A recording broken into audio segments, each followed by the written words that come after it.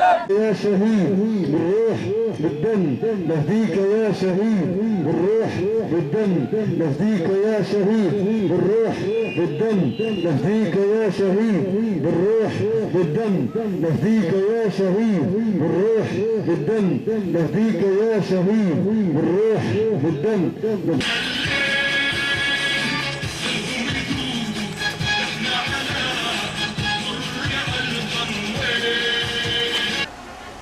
هذه الفترة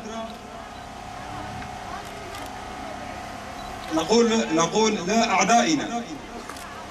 هذه الفترة مارستم علينا كافة أساليب البشعة عن طريق الوسائل الإعلام، ولكن نحن الآن نختلف عن الماضي، نختلف عن 2018، نختلف عن 2019. نحن جاهزون لكل شيء مارستم علينا كيف الضغوطات، بس ولكن فشلتم بعزيمة أهلنا وشعبنا ورفاقنا وشهدائنا. نقول لكم نحن جاهزون، نحن جاهزون لكل شيء. وكل يوم نرى قوافل الشهداء تتواصل دون النيل من عزم أبطالنا التي قدمت وما زالت تقدم الآلاف الشهداء حتى يعم الأمان والاستقرار في بلادنا.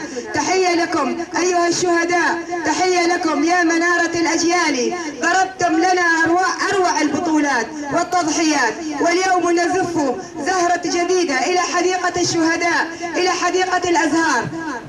نزف الشهيد البطل نورس الحمود إلى رفاق دربه إلى كوكب الشهداء، ونجدد عهدنا مع الشهداء بالمحافظة على إرثهم والسير على خطاهم. وفي الختام نقدم أحر التعازي لنا ولشعبنا والصبر والسلوان لذوي الشهيد.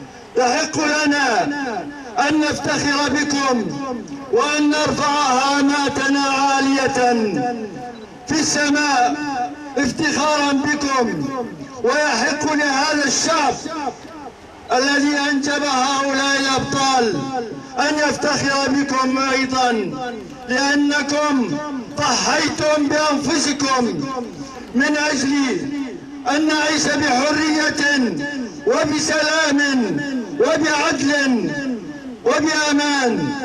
الاسم والنسبة نورس الحمود، اسم الأم رياض، اسم الأب موسى، مكان الولادة منبج 15/11/1998، مكان وتاريخ الانتساب منبج 9/6/2021.